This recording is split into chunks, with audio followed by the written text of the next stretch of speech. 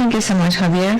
Thank you so much, and good evening to everybody. It's a pleasure to be being here in the CCA after a lot of years. I don't recall the last time I was able to be here, but I remember I was studying my master's degree, so that's been a long time ago. Maybe it was in the beginning of the 90s when I started working with Dr. Rosas, and when she invited me, it was a great honor for me. And Dr. Rocio, they were the two main people that encouraged me to go on doing science. I learned a lot of things with Irma, and up to now, I still use those things, and it's a pleasure to be here again. So I'll speak a little bit about the history of what I do and what we're currently doing. Currently, I am working in this institution that is called Suetox. It's a very peculiar institution. So it's a hub that is related to 11 universities, the most important universities in Sweden, and we do practically everything that has to do with toxicology, from lab assessments up to the transferring of knowledge, scientific knowledge, for public policy, namely education and everything else. So it's a very new institution, has less than 2 years. In October it will be 2 years. And I was invited to be in charge of the toxicology area related to lung toxicology. So it's been a pleasure to be there. It's been a pleasure being there, working. And also I'm keeping a feet here in Mexico to try to grow this area a little bit more here in Mexico. So I'll speak a little bit about the toxic effects. So why are we concerned about the particle contamination or pollution? Basically, we can differentiate two ways of being exposed to particles, and one is the occupational way, and the other one is the one that is given in a rural place or in the homes, at homes. So particle exposure, it's been known since the Greeks and the Romans. They were relating people being exposed to pollutants, or they saw that people that worked at the mines, they will die from terrible things, and a lot of them had severe problems to breathe. So since the 16th century, there's a research paper that is saying that miners or mine workers are having respiratory problems. So, and the term silicosis, people that are exposed to silice, they have a problem. And this was used, this term, in the 19th century. And in the beginning of the 20th century, they were starting to name the first cases of asbestosis in the UK. And finally, in this century, currently we have a lot of exposure to particles that have a mineral origin, and not necessarily they're mineral originated because they are manipulated by men as nanomaterials, but undoubtedly this is very important because the particles or components that in a way were classified as non-hazardous because they didn't have very easy to observe effects over animals or people or cells. When they get the characteristic of nanomaterials, well, what happens is that a lot of their physical and chemistry behavior change, and then they're very dangerous. And we also have the exposure to particles that come from a urban origin. And we have three events in the history of the 20th century that highlight this exposure as very hazardous. And the first event that we have a lot of documentation from happened in the 1930s in the Lake Meuse in Belgium, where for several days there was was a very heavy fog, low temperature, and low dispersion of gases, and it was very industrial areas. So the high concentration of particles and several pollutants gave an increase in the morbidity rate, and this study was reported in different international conferences. But because this was Belgium and the 1930s, nobody really listened because they weren't concerned about this little country in those years. Later on, in 1948, there was an incident in Donora, Pennsylvania, that fog incident where once again the atmospheric conditions allowed or hindered a good dispersion of pollutants, and there was an increase in the report of patients going to the hospital and morbidity rate. And because this was after the war, not a lot of people paid attention. And it wasn't until 1952 when we had the London Great Smog event when this really boosted, or this really was heard or considered as a great health problem. And majority of people report the London Great Smog event as the breakthrough in the attitude towards contamination or pollution and smog. Later on, and maybe this is the reason why I am here speaking to you, is because I did my postdoctorate studies in the first half of the 90s, in the early 90s, and I studied my bachelor here in the latest 80s. So I was through this transition from going from a transparent place to. So I lived this. So I remember when we were taking my brother to school, and we could see the Popocatépetl volcano every day in the morning. And when I was finishing my high school studies, I stopped seeing the Ajusco mountain, and in the 90s it was a terrible problem. It's still a great problem, but I don't think we're that bad as we used to be. And more recently, the reports in 2013 and what has been reported more recently in some cities of India allows us to see that this particle exposure is a very severe problem in terms of health, where 100 or millions of people are exposed to, and these people's quality of life has been affected. So just to give us an idea, this is a site of London in 1952 in this great smog event, and this was Mexico City. This was taken, I think, in 1997 or 98, and this is Shanghai in 2013. So you can see that the problem is quite constant. And besides that, besides the problem of not being able to see, is the presence of a heterogeneous, complex mix of different stuff.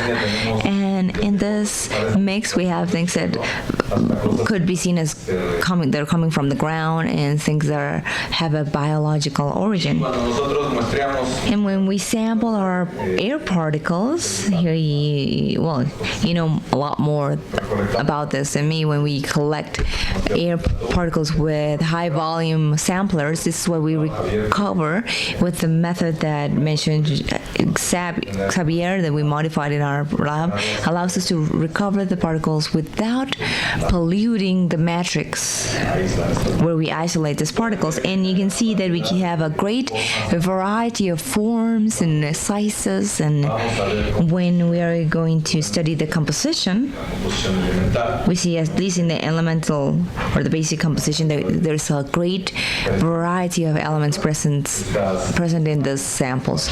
These images are part of the PhD thesis of Dr. Raúl Quintana that is here present. And we also, I really like to show these two images, because if we see this one, Just to be able to see it gives us a feeling that it's a very organized particle. It has a very complex form, and when we study the basic composition, it turns out there's a lot of carbon, oxygen, sulfur, and if you remember, they told us at school that life is formed by chums, and we get a lot of those elements in these particles. And this one, that it looks a little more like a crystal-like, and it has more spikes, and it's rich in silice and calcium, and we also have zinc and copper.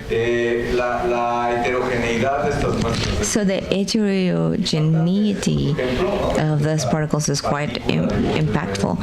Here we have this other particle with smooth angles. Once again, we get carbon, sulfur, oxygen, and this one has potassium, sulfur, and allows us to see the great variety in form and composition that we have in the particles in Mexico City. Particles in Mexico City especially, I'm going to speak about those because those are the ones I know. They are a very complex mix, as we saw in the previous images. Just at the basic or elemental level, we have a great variety of elements present. Also in the PhD work that Dr. Raul did, he measured the polycyclic organic compounds and so on. So he's been evaluated that very thoroughly, and we've also evaluated the presence of biomolecules, as it could be the presence of bacterial residue. And recently we decided to evaluate the presence of bisphenols in the PM 2.5. So what is this? The bisphenols, those are some compounds that are used to give flexibility to the plastics. The PVC that is used for pipes and some other things have been added with bisphenols, so they are more flexible. And these bisphenols have a not very good footprint. They are endocrine disruptors, and these disruptors, by their chemical nature, is capable to interfere, that's why they're called disruptors, a hormone activity, or the activity of a hormone. So if we have endocrine disruptors in the environment, we can favor some diseases, and the most typical is breast cancer. This is very well documented that there's an environmental factor related with the use of pesticides, that they can also be endocrine disruptors. So the bisphenols, particularly, they have an effect in sexual or maturation or maturity, and this is very important in in many seasons in life, but two are very important. One is in the embryo development, and the other one is in the pre-adolescent, in the beginning of adolescence. If we have a presence of this disruptors, endocrine disruptors, we can have a problem in the sexual maturity of these people. And why do we highlight the bisphenols in these samples? Because they were collected at the Merced site, and the sampling unit in the Merced is at the roof, where we have a lot of a health center where a lot of people that are pregnant come to. And next to this, we have a high school where we have a lot of adolescents or youth at the age of 13 years old. And so it's important to see if we have endocrine disruptors that could be affecting these people. I can't tell you anything further. The reality is I have some graphs where I can show you the concentrations, but this doesn't tell us a lot. This doesn't tell us a lot until we evaluate further. The only thing that we can tell you is that at the level of PM10 we find these disruptors. I won't tell you which ones. And in PM 2.5 we find this 4 and 2 more. So there's a difference in the composition. At least 2 of them appear in PM 2.5 that we can't see them, or at least the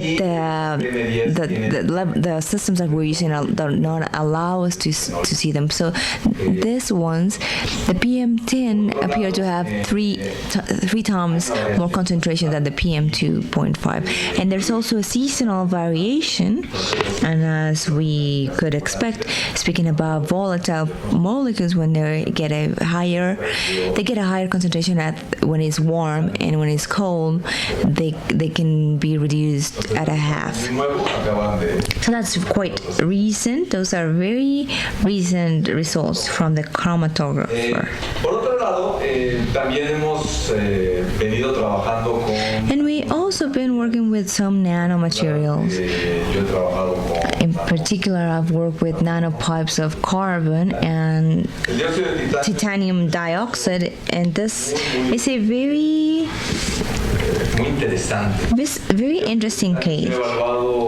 Titanium dioxide is being evaluated because of its toxicity from the 90s, and it's always been told as non-hazardous, and it was used as a control particle when they were doing asbestos fiber, and this was a negative control because it wasn't harming the animals and cells.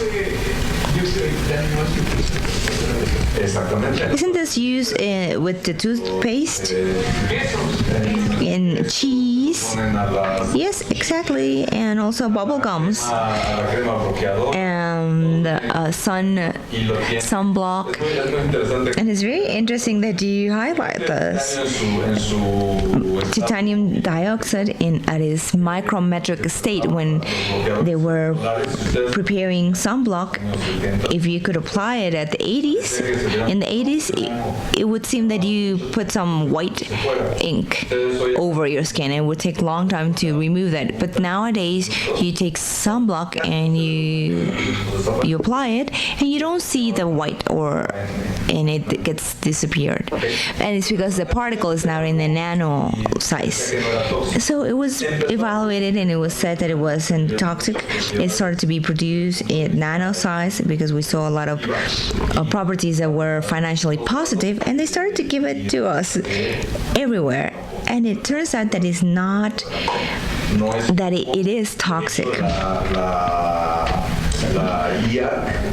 In fact, the EARC, the International Agency of the UN that works with cancer, it has cataloged it or named it as a probable cancer source. Not probably. It's not as cancerous, labeled as cancerous, but it's possibly cancerous. We can see here titanium dioxide, and this is a cluster, so each particle of this ones could have a size of 90 or 100 nanometers, but they tend to form clusters. And this is not liked by the industry because it's better to use them in a dispersed way because they're more stable. And when this stability is given, when we have said potential, so this is the net charge of the particles that are greater than 30 or lesser than minus 30, so the particle tends to be less likely to form clusters. But it turns out that with physiological pH of 3 and 8, the said potentials are very small, so therefore the particles turn to form clusters on one side. This makes it less harmful in the sense that they don't have the capacity of being diffused.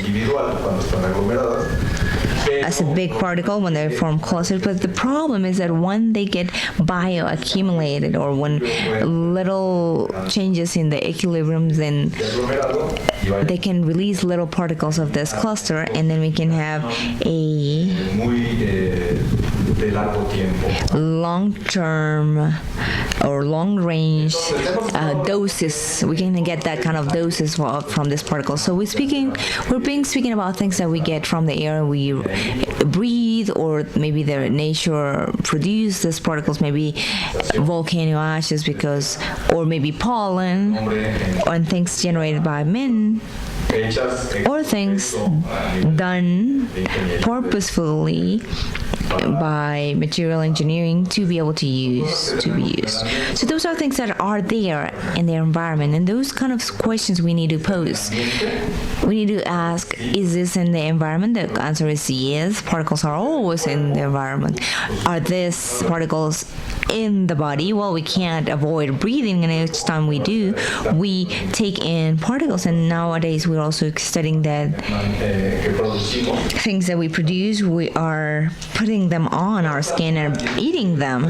So is this causing any disease?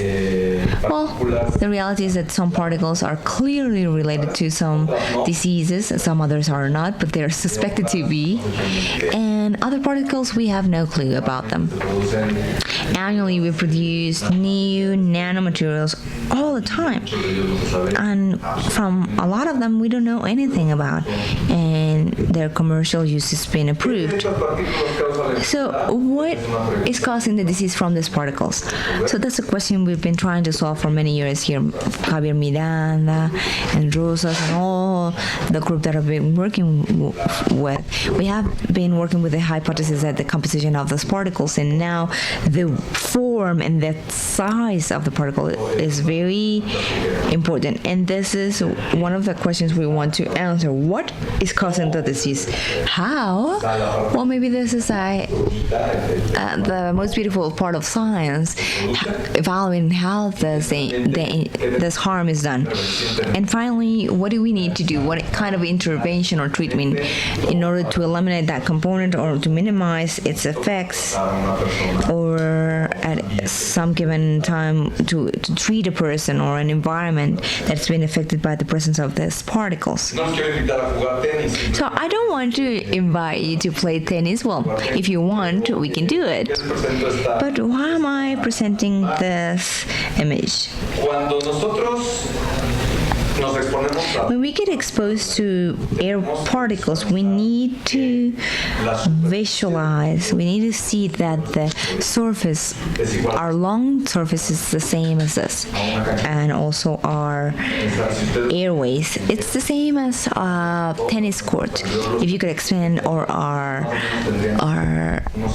airways, we could have 100 square meters of surface. So every time we inhale, we are making contact with the outer or the environment. We're making it, being able to contact 100 by 100 square meters. Sometimes it's difficult to fathom this, that's our main source of contact with the environment. And when we breathe these particles, this will have a different destination depending on their air dynamic size. So bigger particles, when they're bigger than 10 micrometers, they're going to tend to stay at the nose and the pharynx. When you arrive after a long day and then you blow your nose, you arrive home and then you see all that black stuff that comes out. Those are particles greater than 10 micrometers. And then we have the particles that are between 10 and 2.5 micrometers.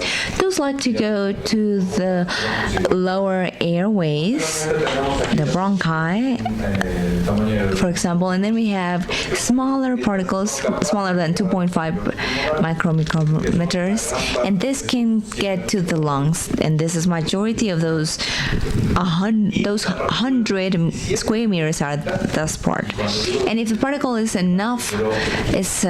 smaller enough, and I'm referring to lesser than 1 micrometer, these are ultrafine particles, and as nanoparticles, if they were produced specifically, if they were produced to have that size. So when they arrive at this place, they're able to translocate out of the lung and go anywhere. It's like getting to a subway. Once I get to the subway, I can go to the Zócalo or the center, or I can go to Tláhuac if line number 12 allows me to do that, or I can go to Toreo Cuatro Caminos. So I can go anywhere in the city. So once a particle this size gets here, it can go through any barrier and can go to the liver or the heart or wherever. It's very important to take into account that this pathway that the particles have is going to allow them to face or confront any different kind of cells. From the nose to the alveolar sacs, we have 130, more than 100 different cells. The cells we have here at the nose are very different than the ones that are at the alveolar sacs. And every region will have cells that are specialized in different things. Here, for example, we have mucus-producing cells that are usually in the upper airways. And if you realize, all the airways present the cells that are ciliated cells, and the ciliates are like small combs that are cleaning our airways, taking out all the stuff and that we inhale. That's why we need to blow our noses, because mucus trap the ciliates. And this is very interesting if you still smoke. I'm an ex-smoker, so I that's why I say it's a horrible habit. When you smoke, the ciliated cells get inhibited, and they don't move anymore. So the cleaning of our airways is less efficient, and particles remain there for longer times, and we give them more chance to harm us. So it's interesting when the smokers, when they get a flu, they say, well, it's very good that I smoke because I get my airways decongested. But yeah, they do, but then you don't get cleaned as often. So at the alveolar sacs, we have 3 kinds of cells mainly.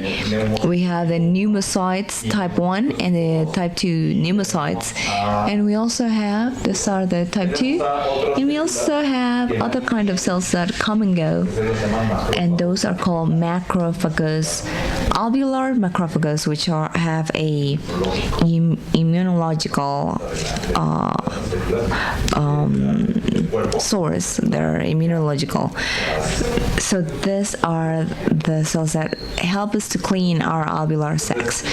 So these are very important. I want you to keep in mind this image of the alveolar sacs, that we have the pneumocytes and the macrophages.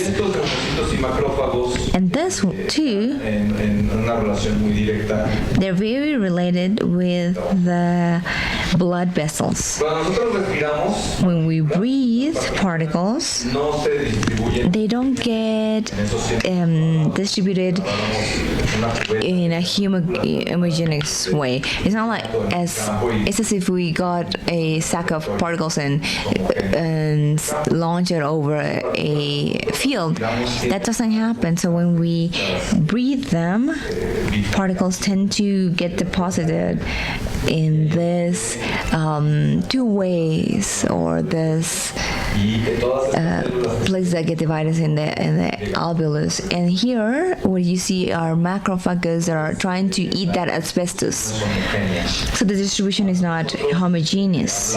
When we speak about exposing our cell cold, or we do it with our experiments, we do it with certain particles, and normally we do it with 1 micrograms square centimeter. So majority of people that work with the atmosphere, they tell us, no, that's very high. 50 micrograms per square centimeter, that's too much.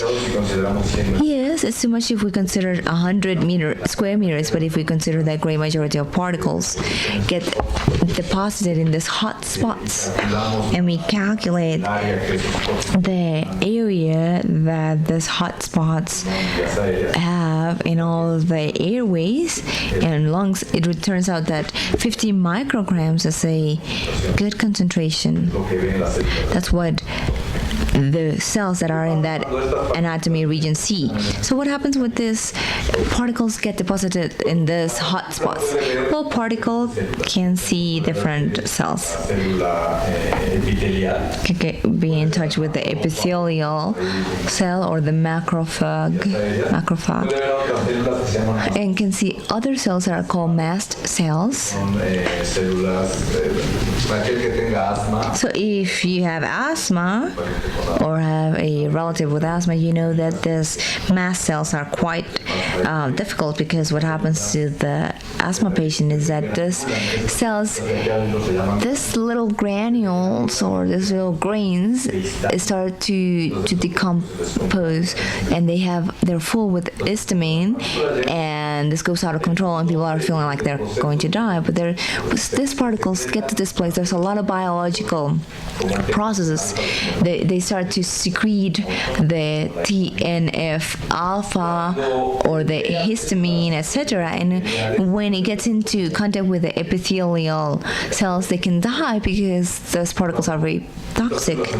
And when they die, they need to get replaced by new ones. And when a cell gets divided, it's more sensitive to have damage in their DNA. So this could lead us to produce cancer. So pay attention. I'm not saying that these particles are producing cancer, but it could lead us to. It's a risk factor when we're being exposed to toxic particles, more even if they're genetically toxic. And this cellular death produces that this fibroblast would remodel the lung to try to close those gaps produced by the lack of these particles, of these cells, and then we produce this illness that is called lung or pulmonary fibrosis, or chronic obstructive disease, which is called EPOC, that is given to the smokers. But people that live in the great cities also are propense to develop this. And if the particle can come to the alveolar sacs, once again, if you see the epithelial cells, they can also produce inflammation factors that are capable of generating a response in the blood cell that is next to the alveolar sac, or the particle translocate and leave the alveolum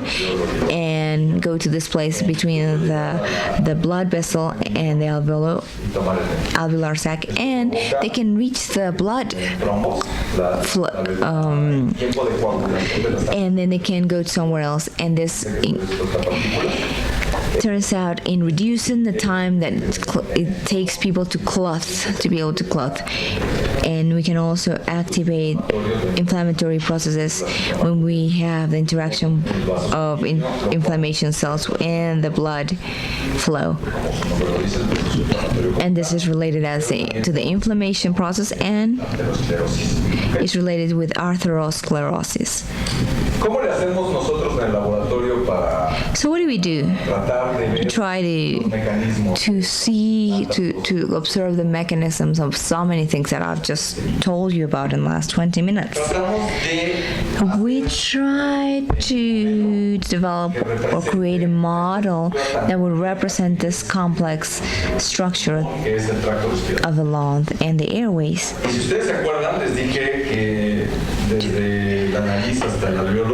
And if you remember, I told you from the nose to the alveolar sac, we have more than 35 different cells. And that's just speaking about lungs and the airways that are very in contact with the blood vessels. So we need to generate models that allow us to study all of this. It's not a nice thing to try to take lungs from healthy people out to study them, and it's also even more horrible to kill or to keep on killing animals at the labs. So one of my drivers in life has been to generate alternative models that would allow us to work without animals. Maybe Dr. Rosa would remember when I was doing my master's degree, we wanted to do an evaluation with rats. And in a year, I should have killed about 1,000 rats doing experiments. So please don't go to the animal protection agency because they're going to close our lab down. And the saddest thing is that all the material that we got from that work, we couldn't publish it. We couldn't ever publish it because the condition of the bioteries was so bad. After that, Dr. Osornio and Irma and a student studied the quality of the bioteries, and we realized it was very bad, and so we sacrificed 1,000 animals. And from there on, I really had this thought that we need to create something else, another way. So that's why I devoted many decades of my life to generate alternative models. So this is a different model, or an proxy of a model that we did in Denmark when we were doing the first cultives of cells. And here we have this permeable membrane with a very small pores below 100 nanometers, and we sowed cells from the endothelial or the vascular endothelial. And once the cells are very adhered to the bottom of the box, we turn it around, and then we add the cells that come from human ovular sacs. And once these are added, we can do different things. We can sometimes add other kind of cells, those macrophages that I spoke about, or sometimes we just use them like this. And once we have the system, we can get it exposed to particles. And when we do this, we can observe if this vascular or endothelial cells get activated and become more sticky, which would favor inflammation and atherosclerosis.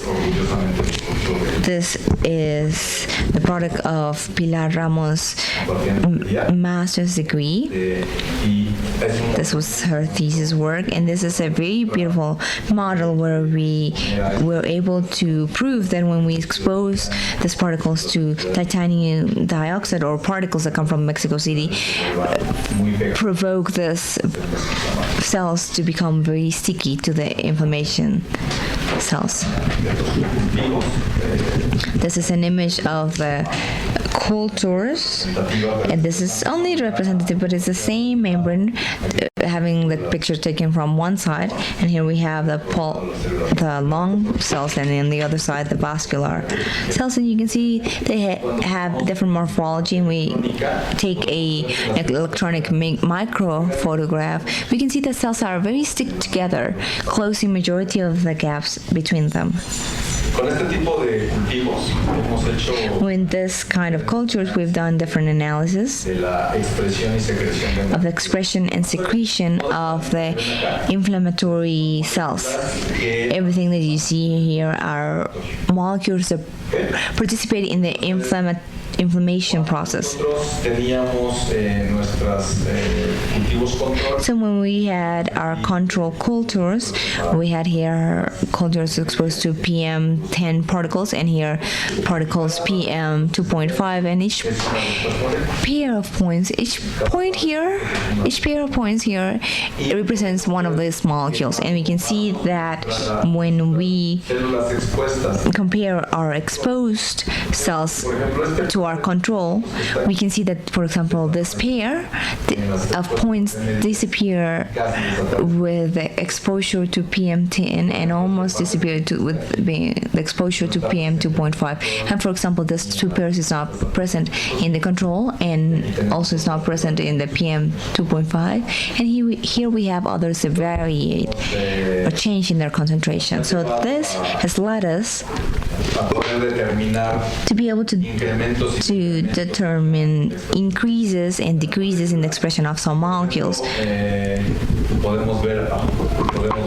And we can, for example, see here that this molecule, well, in the case of ICAM soluble, that is associated with inflammatory processes, we can see that in this case the PM10 increases regarding the control, or against the control of 2.5 up to almost 3 times.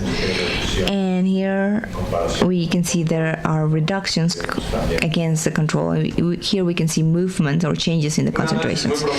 So a very profound analysis from this led us to the visualization of this diagram.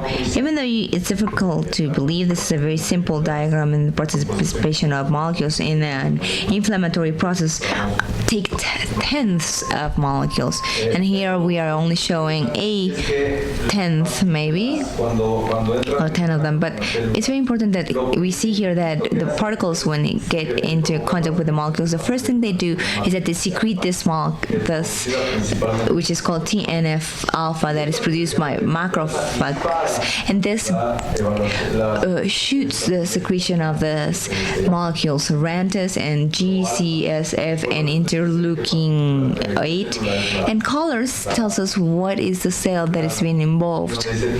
Here where it says tree culture means that we have the 3 cells present: the macrophage, the mastocyte, and the epithelial cell. So we can see here that some of the molecules generated, for example, the interleukin 6 serves as a regulator, a negative regulator of the TNF alpha. So once we boost, or when we shoot the inflammation, we need to have something that will stop it, because if not, it's a recipe for disaster. So if you remember the figures, this have a line, so this means that this is below water level. This is immersed in water. Unfortunately, our alveolar sacs are not immersed in water, because if not, we would be dead. So this is a model I'm very proud of, but it wasn't a good model, because besides of being so far from reality, it had this problem of being immersed in water. So currently what we've been doing in Sweatox in the last 12 months has been generating a model that is in liquid air, where our higher compartment is not immersed in water. It's only receiving nutrients from the bottom, as it happens with the alveolar sacs normally. And we're exposing the cultures to particles with an aerosol system. So we're not immersing them in liquid, but the last image you'll see is of the machine we're using to aerosol the particles and deposit them in a very efficient way in those cultures. And this new system allowed us to perform a new assessment in Sweatox, where we've seen some molecules that are slightly increased, where we see others as interleukin 8 that is 53 times higher than what we find at a negative control. Here we have the growth factor of the vessels, which has been incremented, or has been increased 6 times. So we have different molecules that have different functions. So these molecules here in the upper side are related mainly to the inflammatory processes, and this one here are related mainly to cancer, and this with vessel formation. So the exposure to particles is not something trivial or non-important, but this would shoot an event or trigger many events. So the problem now, as you can start to imagine, the problem is not, well, I get exposed to particles, this is what's going to happen to me. No, it's that I get exposed to particles, and then I open risk factors for a great variety of problems. So what happens with particles farther than the lungs when we evaluate the particles here? So a friend of mine, his name is Bart, and he breathed ultrafine particles covered with technetium. So he was a PhD student, so we can do that without any problem. So 15 minutes later, Raul now he's happier than I never asked him to do something like this. But 15 minutes later, you can see that all the radioactive mark, or it's not no longer in the palm in the lungs, but it's somewhere else. So the translocation of the particles is given very fast and in a very efficient way. So how is it possible that an inhaled particle could translocate? So how does this happen? How on earth? So I remember when I was doing my studies, and we were told by the other reviewers of my project, they would tell us that we were crazy. How could they generate such big particles could create this systemic effects and go beyond the alveolar sacs? Well, what happens here, this kind of pipes are blood vessels, and the segments are erythrocytes, and these are the alveolar sacs and the different paths. Do you know what is the distance between the alveolar sac and the vessel? It's 1.5 micrometer, and we go from the 700 nanometer to the 3 or 4 nanometers. So the distance is very small, and if the particle has the proper size, it's very feasible to go through.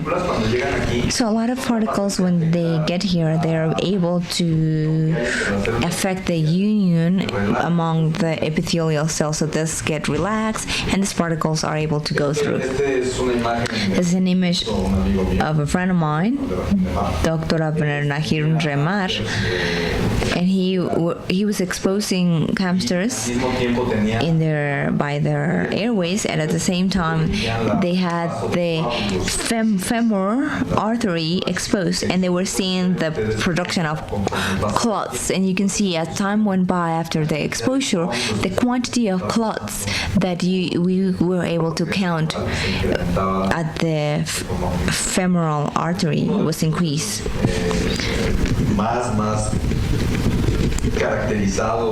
So one of the most common events when we characterize this events is that the clothing time it gets reduced.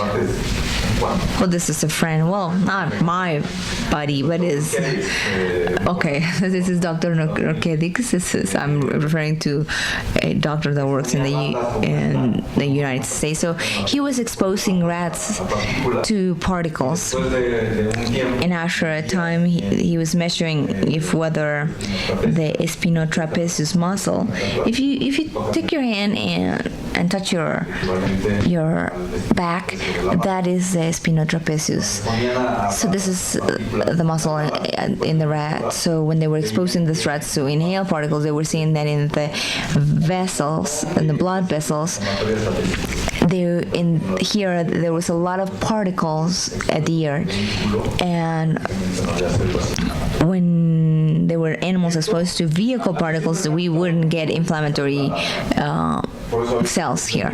So maybe my work has been very random. When I see something that picks my attention and I cannot explain it, I really focus there trying to explain it. And it takes me maybe 10 years to try to find the reason. How is it possible that something that I inhale and arrives to my lung, how is it possible that it will affect a blood vessel that is so far from the lung?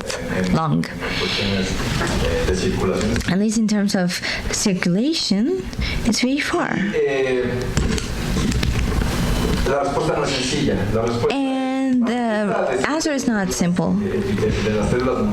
For this monocyte cells or inflammatory cells to adhere the epithelium at the muscle, it's necessary to have the expression of many cells in the monocyte and the endothelial cells. This is very important to be given so that the cell can adhere and later on can translocate, or this particle.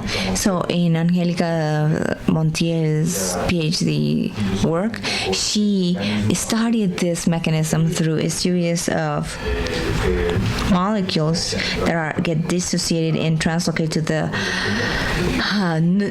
nucleus of the cell. She only understands that. She can only understand that. And this allows the cells to express. So a lot of years before she did her PhD, when I was still working with Dr. Osorio, we showed that endothelial cells that get particles added would express this, and the insoluble fraction of the particle was more potent than the soluble fraction. So we knew, because of experiments done by me or Angelica, that the particles were able to activate the vascular endothelial. But how could we do that? So many particles would activate blood vessels that were so far away, and we thought, or Angelica thought, to get monocytes exposed by concentration of particles and see if they were stickier, and it turns out that it did. So what we did was take the monocytes and add particles to them and measure the expression of the molecules, which is the counterpart of the adhesion or adherence molecules. And what we found was quite revealing. Well, I never do this one. I'll do this now. We published this article, or this published in the Particle and Fiber Toxicology, which is the most important magazine in terms of toxicology, where we prove with Christian Romero's doctor's thesis that titanium dioxide is capable of inducing the expression of early and late receptors for adhesion in exposed monocytes. And what we proved was this, that when we have very little concentration, we have here the nanograms per milliliter, this monocyte cells do not get turn on, let's say. But when we arrive 30 nanograms, which is a very small concentration, cells get turn on as if we were adding 10 times more concentration, or 1,000 more concentration. So this is an effect of all or nothing. It's a not all or nothing effect. So the inflammatory cell is not going to get swollen halfway, and it takes very little to get activated. So if you consider that the monocyte cell is, when it's going through the blood vessel, some particles are translocated at that space, and the concentration of the real concentration of the particles is not little, because the blood vessel is very small, and with very small concentration such as 30 nanograms, we can activate it. And once it gets activated, it keeps on circulating, and it's going to adhere to blood vessel somewhere else. And if the blood vessel is sensible because of soluble factors of the particles, or because some particles arrive to that place, then this gets multiplied. The effect is multiplied. And something that is very important in the inflammatory process is that this process is shared with a very important health event, which is cancer. Majority of people that die of cancer don't die because of the main tumor. They die because of metastases. And this process shares all show this adhesion or adherence and translocation of cells from the blood vessels up until the tissue, and it's shared by the inflammation. So one of the hypotheses that we're working on is to be able to see if cancerous cells become more prone to form metastases when we are sharing this media or this means with particles. And this is a collaboration that I just started with Cavendish lab from Cambridge, and they have a microfluid system where they generate artificial blood vessels, and they pass cancerous cells or mammal cancerous cells, and they see how many cells are able to translocate. So during this week, they're starting to work with my samples, and they're assessing if there's an increase in the translocation of this cell. So I can still not tell you about the results because I haven't been given them. And the translocation of particles can be in a passive way when the particle alters in a way the stability of the membrane, or it can be active, where particles that are in the internal part of the tissue communicate with the ones that are externally, and particles move or start to move together and arrive to the translocation. So I think I need to finish now. Now, the exposure to particles and nanomaterials gets related with a lot of final or end events, as this could be oxidized processes to the tissues or pro-inflammatory processes. And if we add to this particle exposure, we add a high-calorie diet, we see a pro-inflammatory process. And if we have a fat-rich diet, then we have anti-inflammatory effects. This is very complex.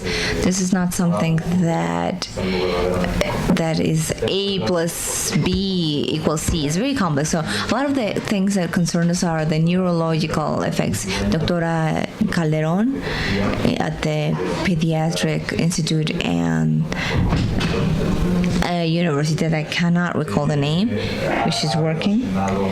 She has related the inhaling this kind of particles with Alzheimer and Parkinson. The relationship is not very clear, but we have interesting indicators. We collaborating with Rebecca Lopez Maduri from the cardiology department, which is quite rare because we are working with neuronal or cells, and she works with cardiology. But we've seen that the phagocytosic effect by neuron cells becomes inhibited when we are using a molecule that inhibits the movement of the cell's skeleton. And this is just to show you a very simple image of the quantity of problems that are related with the exposure to inhaled particles. We have effects that go from mechanical effect because of the deposition of the particles, as we mentioned, also the lung remodeling and the endothelial dysfunction. This means alteration of the vascular system, and clotting also. Among the in vitro systems that are being used in the world, the most popular one now is called WISE, and it's a marvel. When you see it working, it's really a marvel. This is a micro camera. This is an American scent, and this is a camera. And inside of this there's a mesh. And here a fluid comes in, and it comes out this way. And cells are being cultivated in the membrane of this mesh, and on one side we have epithelial cells, and on the other one we have endothelial cells of the blood vessel, and in the middle we have a porous membrane. And the most beautiful of this is that this membrane is in an intermediate chamber. We have two chambers here where they do change in the air pressure. Therefore, the membrane gets stretched and expanded as our alveolar sacs. So it's a beauty. Obviously, the system costs an eye, and they are the only ones that use it. This is liquid air. This part has air, and this one other has liquid. And the inconvenience, and this is what is wonderful for me because I don't have the money to pay for this system, but the inconvenience is that exposing this to particles is very inefficient because of the system. They cannot get the particles in an efficient way to arrive there, and we can't do it. So what we're doing at my lab in Sweden is creating a system where we can have a chamber where we have pneumocytes, macrophages, and endothelial lung cells, and we generate through these are not microfluids because they are milliliters, so they're millifluids. We generate a flow, and we put this chamber into contact with a second chamber that can have a similar culture or different one, where we can have, for example, different organ cells. They could be hepatocytes or maybe kidney cells or cardiocytes, whatever you can think of, or even cancerous cells and other kinds of endothelial cells that are not pulmonar. And we can see what is the effect when we expose this chamber that could be the semal to the alveolar sacs, and we can also circulate or pass their inflammatory cells, or maybe even cells that could have a metastasis potential, and see if they get adhere to other systems. And this is the last image I'm about to finish. This is a system we're currently using in Sweatox in order to expose animals and culture cells. And this pipe we see here is the one that is going towards the animal or the cell culture through a special adapter, and we have a camera here where we input the particles. So we weigh 1 milligram of particles and we put it in this chamber. So it's a chamber, and we generate through a shooting. We shoot air, and we generate a nebulization, and through the cyclone we inject, so at the end it gets deposited through this exit, and it has an efficiency of delivery that is quite wide. And this tool was created to evaluate drugs that are used through inhaling, and we are the first that are working with urban particles, and we've used it with some animal models, and we're starting to use it with some in vitro models. And this is the pride of Pierre who developed this. He took about 20 years to get to this final model, but it's a marvel. It's a beauty of machine. And as always, I like to end with an image that proves or shows a little bit of the life of our researcher. We need to be like water and adapt ourselves to our environment. And when we go somewhere else, to other countries to seek our dreams, the environment has no form, so we become amorphous in the way. But this is a very interesting life lesson. So finally, I'd like to thank a lot of people, especially the Cancerology National Institute, that keep on working with the models that I've been generating, and they're working in an efficient way, and especially Angelica Montiel, Raúl Quintana, Pilar Ramos, Inés Vázquez, Sebastián Romero, and Guillermina Hernandez that developed some of the experiments that I here showed you, and the CCA of UNAM University, and Dr. Irma Rosas, which is my teacher and my friend, Rebecca Lopez Marur, and from Sweatux, Ake Bergman, Ian Cott Graven, Besman Munich, and from Leuven en el Reino Unido, el Dr. Benoit Nemeri, Peter Holt in Jordan and Van Urberg, y en la Universidad de Cracovia, Ewa Stevian y Sherry Huang de Cambridge.